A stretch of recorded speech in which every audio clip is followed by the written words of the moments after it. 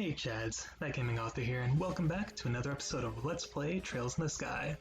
In the last episode, we did a bit of talking around, just getting to know the citizens of Roland, and we even got started on our last training session as bracers, or to become bracers rather.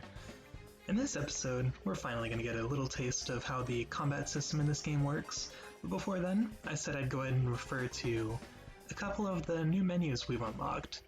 So, in the last episode we got the Bracer Notebook and the Monster Guide.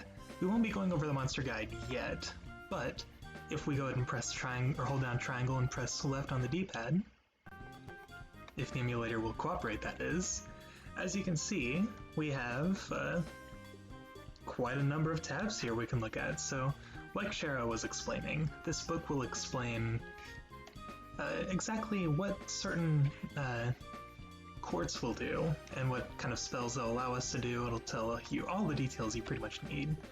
You can go through all of these if you want. I don't really feel the need to, but it's a nice point of reference. And then if we go ahead and press right on the D-pad, we can go ahead and see the numerous, this is essentially a full-on tutorial if you just want to review everything in the game. And it's quite nice if you want to look at it. It tells you the different status ailments and pretty much everything like that. And then we go ahead and go here, and this is the tab we'll be looking at the most. This is where all your quests will go. Every time you enter a new region, you'll get a new tab, and the quests for that region will be sorted into this page. So as you can see here, we have the tab for the training mission we have here. So, with that being the case, I think that's enough tutorial crap for now. Let's go ahead and jump into the dungeon crawling element. So, as Joshua says here, there's a recovery point set up over there. So you'll see these throughout dungeons. Yeah, as the tutorial's saying, you'll see these throughout dungeons, and it will automatically heal you if you step up to them and choose the rest option anyway. And it's very important if you want to stay alive in these places. It's also a good point of healing if you just want to get some grinding done, if that's your MO. But, since this is a tutorial dungeon, there's not much of a need for grinding. But since Estelle's HP and EP are higher from the last episode when we gave her the HP upwarpment and opened one of the slots on her, I'm getting terms mixed up. We opened up one of the slots in her equipment. She has increased EP now, so let's go ahead and rest before we engage in any fights. Alright, so there's our first enemy up here.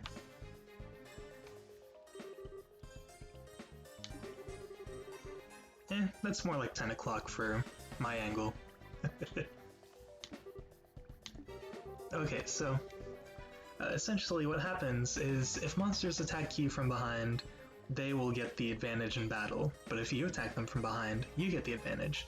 If you just attack them head on though, no one gets the advantage and the battle will proceed just normally. And that's exactly what this is about to explain. Alright, let's go for it. So, this is kind of like a Final Fantasy X in a way, where it'll show you the turn order in combat so you can strategize accordingly. Certain actions will either put you further up or further down on later turns, so it's a good thing to keep an eye on during battles just for the sake of coming up with decent tactics, I suppose. So, if we go ahead and select attack, okay, yeah, it's just going to explain. So, we have attack ranges. That's why in the first episode, when I went into the tactics menu, I brought both Estelle and Joshua up to the front row, so that way they won't be as limited in their range, and they can attack enemies a little sooner instead of needing to waste a turn to move forward and then attack the next turn. So yeah, it's just explaining this whole ranged combat system. It's pretty similar to Persona 1, only unlike Persona 1, you can actually move about the combat field in this game. So, if we highlight an enemy, as you can see this one's close, the blue squares there indicate Estelle's range, and that enemy is within her range. The other one, however, it will show where she will move with that red arrow, but as you can see, the arrow over the enemy is marked with that symbol indicating that she cannot attack this turn. So if we were to have her attack this turn, she would only move to where the big red arrow is, and she wouldn't actually attack. So we want to target this guy. But if you hold down the square button, you can see their HP and their condition, as well as what elements they are weak to. If it's 100, it essentially means they're not really weak or strong to the elements, they're pretty neutral. If it's higher than 100, that means they are certainly weak to it, and if it's lower, that means they're resistant to it. So it's a good thing to keep in mind. So for now, since these guys aren't exactly weak to anything in terms of elements, let's just go for a normal attack. Alright, not bad damage. And let's see, yeah, Josh can't kill that guy, so we'll go ahead and have him see if he can take out this last guy. Nice. And then this guy will come closer. Oh, he won't apparently. Okay, I thought we were within that enemy's attack range, but apparently not. So let's get a little closer. He will attack this turn, or not. I guess these tutorials are a little easier on us than I remembered. So yeah, with that enemy being so far away, as you can see, we have to take turns to actually walk up to him, and Estelle still can't attack him this turn, which is rather unfortunate. But he's not attacking us anyway, so we are pretty much fine. That's that then. Let's move out. Recognize that voice actor? That's my boy Johnny Young Bosch. And so another thing about this game, as you can see, we got 10 XP for that fight. The more you level up in this game, the less XP you'll get from subsequent battles, in this region at least. So it's a game that kind of, when you're grinding, you can't just fight the same enemies over and over, because there will come a certain point where they will just give you such little XP that it won't even be worth it at that point. So you'll want to get up to a certain level. I usually give myself little benchmarks to work off of, and then once I reach that benchmark, I go ahead and progress with the plot. So there hopefully won't be too much grinding throughout this playthrough. There are enemies that are similar to Metal Slimes in Dragon Quest though, so if we can encounter those, we'll try to kill them as efficiently as possible. May not be for a little while though, because in my personal file I didn't figure out how to efficiently kill them until Chapter 3, but we'll get there in due time. And as you can see, the enemies always drop Sepith. They'll have different kinds. So we got 4 of Earth, we got 2 Fire, and we got 2, I believe that's Spirit, I could be wrong. And we got an item, Monster Bone. Ooh, sorry about that. Yeah, they were. Let's keep going. Oh yeah, so all enemies you fight, the info you gather from them will be written in the monster guide, which we're about to review now actually. Scribbles in guide. Yeah, see, there you go. So if we hold down triangle and press right on the D-pad, now we can go ahead and review the info on any monsters we've encountered.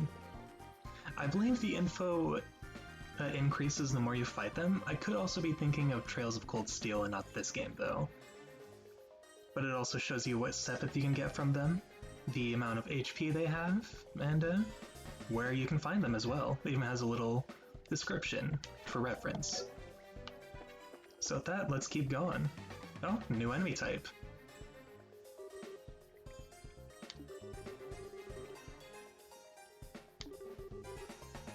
Oh yeah, so there are some enemies where you can use physical attacks, but they have very high evasion.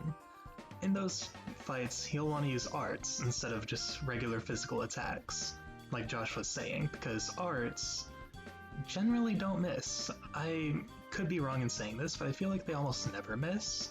The only times you'll never really see them work are if an enemy is extremely resistant against the element you're using.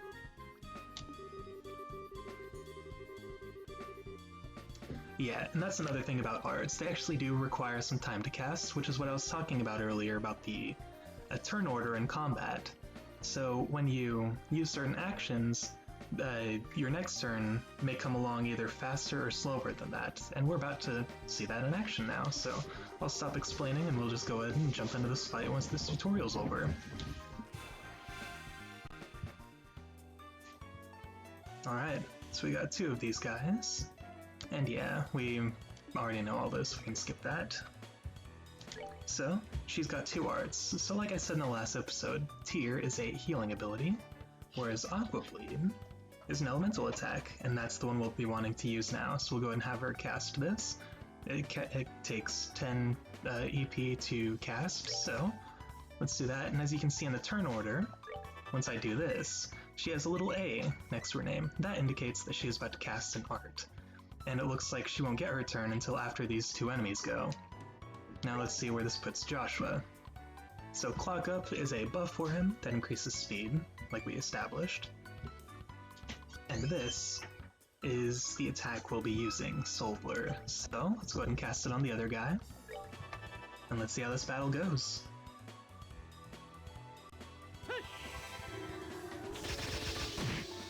Alright, managed to wipe that thing out. Perfect. Piece of cake. And we get 12 XP from these, not bad. We've still got a ways to go before we level up, but it's always nice to gain any XP is still better than none. And as you can see, we got 4 Earth Sepith and 4 Time Sepith Mirage, I believe. I don't know, I could be wrong. I could also just be mixing up the terminology like left and right, because that's just who I am. Alright, and crafts are a different type of ability, which we're about to go over. So I won't talk your ear off, we'll go ahead and just see, and the game will demonstrate it for us.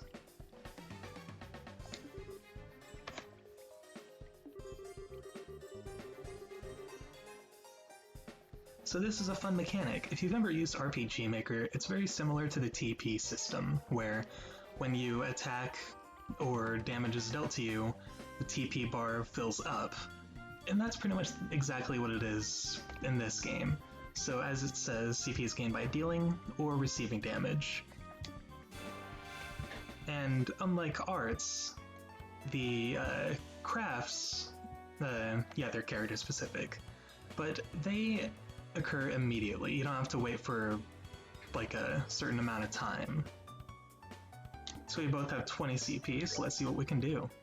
So that's our S-Craft. We've talked a little bit about those, but we'll get more into detail about them later. Those require at least 100 CP to do, and we will absolutely be seeing them as the game goes on. But for now, let's go and use Morale. This will up our strength by 20%. Not bad. It does it for both of us too. Come on.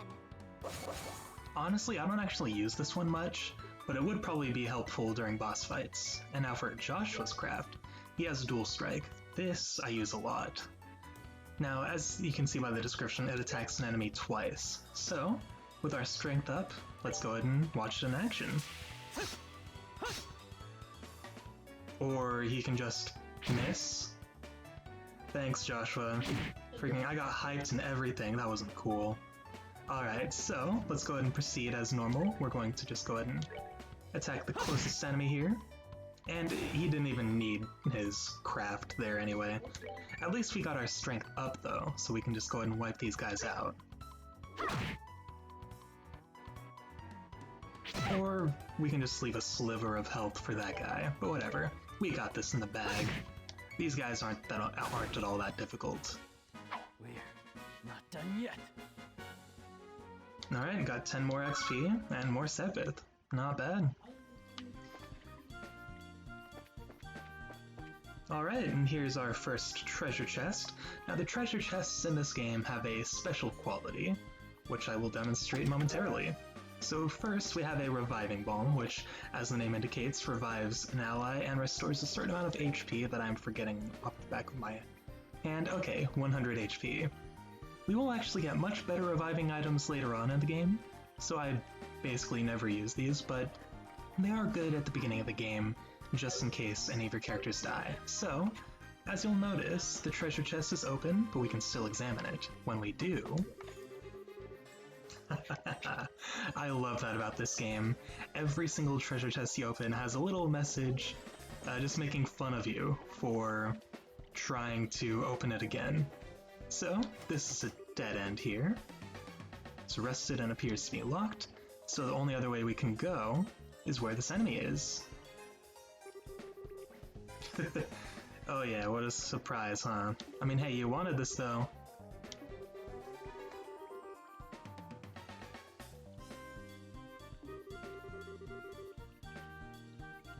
And this is exactly what I was just talking about. So we do have to have at least 100 CP to pull off an S-Craft, and I believe we're about to get that demonstrated. Yeah, you can do these anytime, so even if it's not your turn, if you press the D-pad, which they will explain in the next tutorial, it will allow you to use S-Crafts basically whenever you want. And these are very helpful in a pinch, so let's just watch this in action.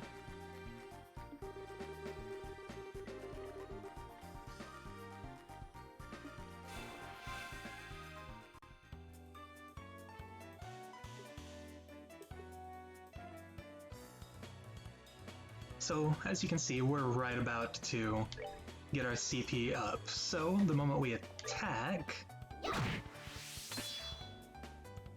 it's going to explain this. So you heard that sound? That sound usually means you've brought your CP up to 100. And, like, this is what I explained. We'll get more S-Crafts later on, and we can choose which one is going to be our default within the main menu. Alright, so yeah, we just press the D-pad, it will target Estelle's circle thing. Then press X to unleash it. And we can unleash it at any range.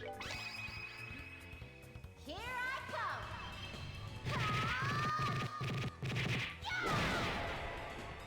How about that? It's an amazing move, I love using it. And Joshua's about to get his, so... Or he's about to miss. That's another thing about this game. I've noticed that Joshua misses a lot. So, whoops, that was the wrong enemy. Whatever. We've got this fight in the bag anyway. But Joshua misses a lot, and I apologize ahead of time if I end up getting a little annoyed at him about it, because I get very annoyed at him about it. I don't know what it is, but he just seems to have a low hit rate. It could just be because I'm terrible at character building, but we'll see as the game progresses. But with that, that's another fight out of the way. Oh, we got 3 items out of that fight, not bad. And I don't believe there's anything over there for us, so let's head this way. One last enemy guarding the chest.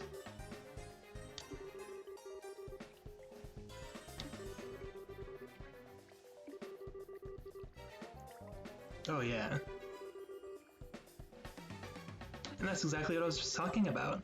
So this is another feature actually they haven't explained yet, so let's just let the tutorial take the reins here.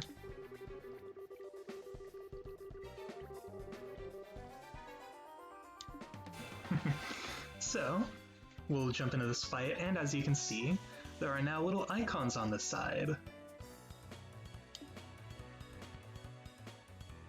So yeah, it looks like if Estelle attacks here, she will get more Sepith from the enemy than it normally drops. So let's go ahead and take advantage of that right away. Let's have her attack this guy. As you can see, a little extra Sepith dropped out of its pocket. And since we have some guys back here, let's go ahead and actually, let's save the EP, and let's just have Joshua kill this guy, so that way we have fewer enemies on the battlefield. And yeah, that enemy, if it took any damage, it would have healed that HP right back.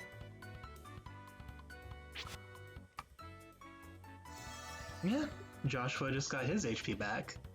So with that being said, let's go ahead and attack this guy. Or not.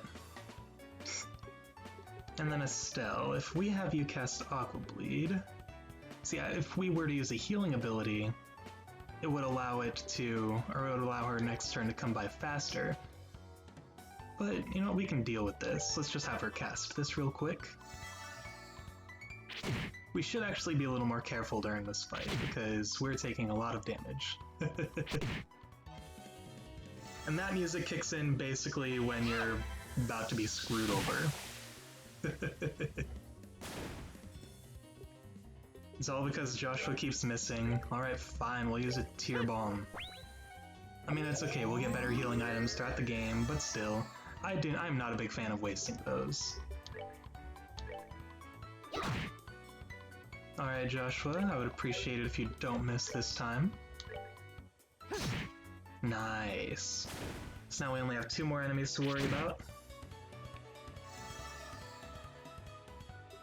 And with that, I will have Joshua start making his way towards this guy, so that way Estelle can use Aqua Bleed on these things.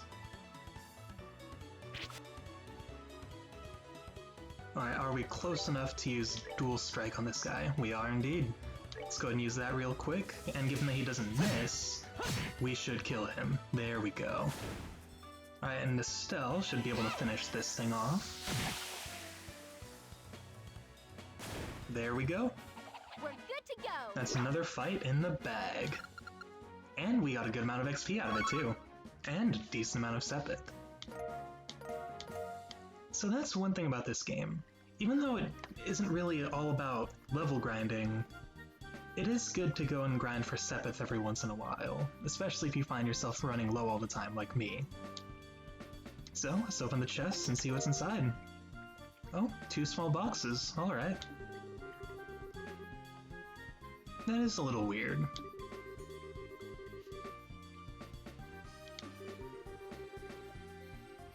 Yeah, Joshua has a point.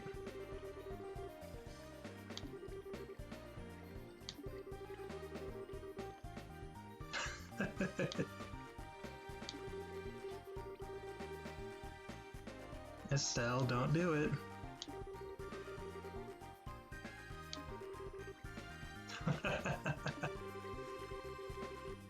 Yeah, he's right, you know.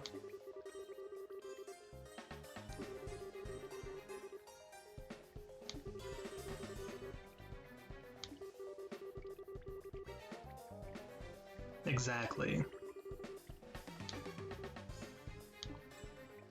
Alright, let's see. Does this treasure chest say anything new? By looking inside this chest again, you flunk! Just kidding. I love it. I haven't seen that message yet. Some of the messages are like repeats, but I definitely haven't seen that one yet. I like it. So, since we took a decent amount of damage and used quite a bit of EP, let's go ahead and heal again. Just so that way we keep everything up and in tip-top shape. And let's head back up.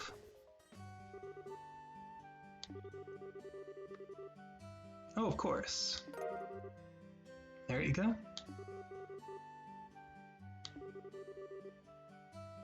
Haha, see?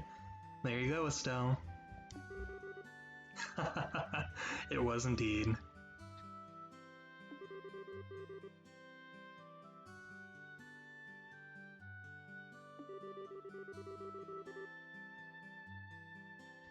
Ooh, we have? That's awesome.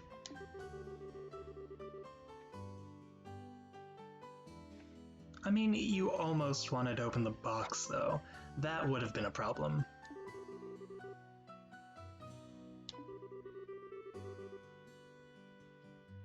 Oh, really?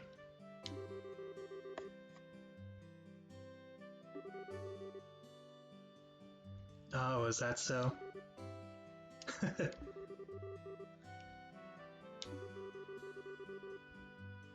Oh yes, this is a very important part about this game.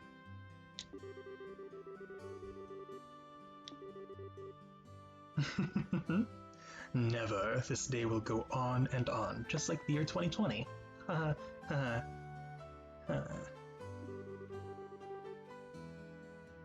Exactly. Might as well just keep going for it.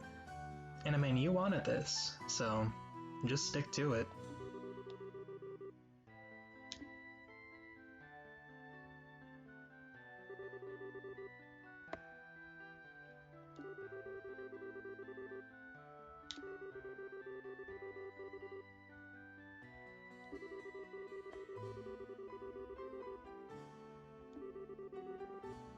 Oh yeah.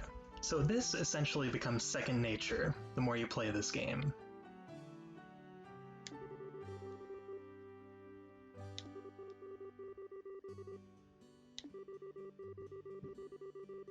Alright. Sounds good to me. Let's jump right in and do that. And for doing that, we get 500 Mira, which brings us to a nice sum of 1,000, and 1 BP. I'll explain BP a little after this. And yeah, our current rank is Junior Bracer, Class 9. I'll explain more about this a little later, don't worry. Yeah, I mean, Joshua did almost die, but hey, we managed to get him healed before any real trouble happened.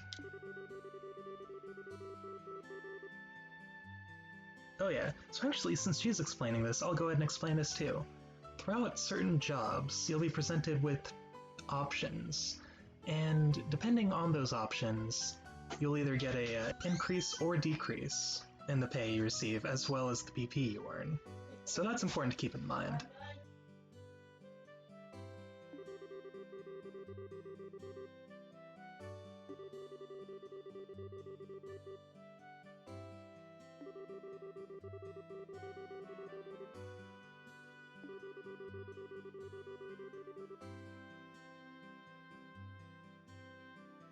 Oh yeah, and if I recall, there is a total of 53 Bracer points.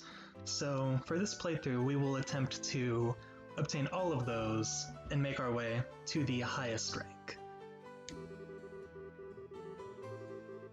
Oh yeah, we most certainly will.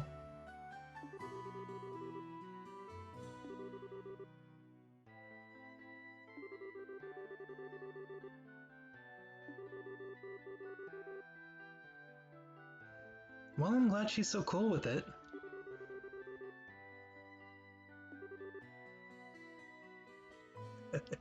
You have your work cut out for you, Estelle, that's for sure. Being a bracer is not easy work. Oh goodness. Is that a euphemism or something?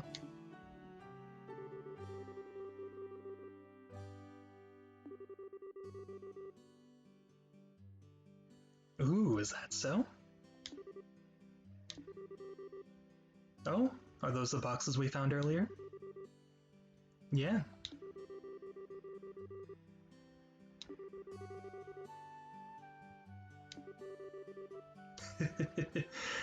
Hopefully it's fine now.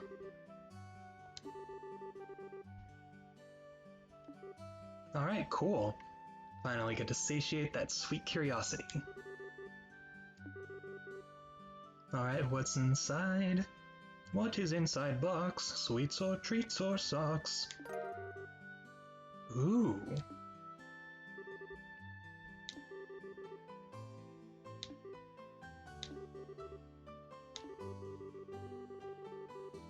Yeah.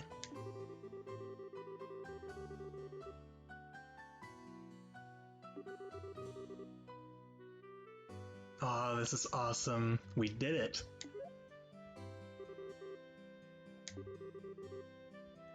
Yeah, we have. That's so cool.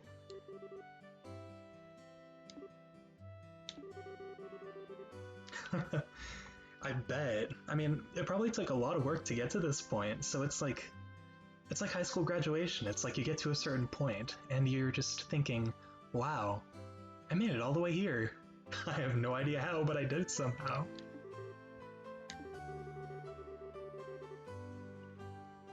His reaction is a little interesting.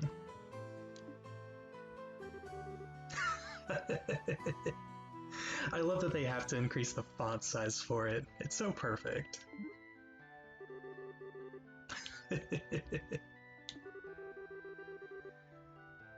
Oh, you do? Oh yeah, bracers are always very busy. You'll notice that's a common trend among them.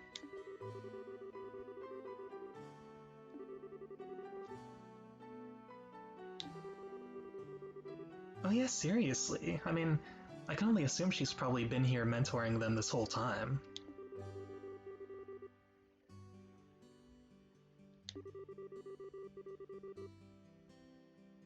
Oh, Cassius trained you? That makes sense. Oh, okay.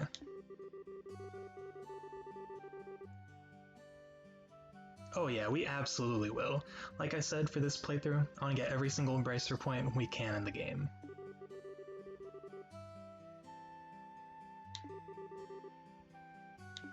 Alright, sounds good to me.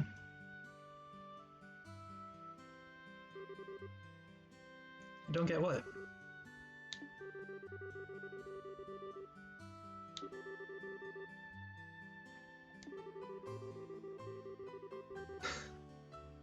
Well, to be fair, while you're at home, you probably have no idea what he's up to.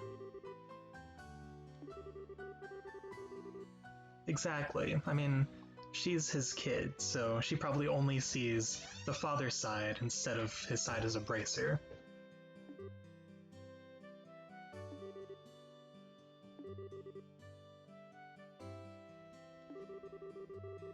Alright, sounds like a plan. Alright, with that being said, we have just reached half an hour, so I'll go ahead and end the episode here.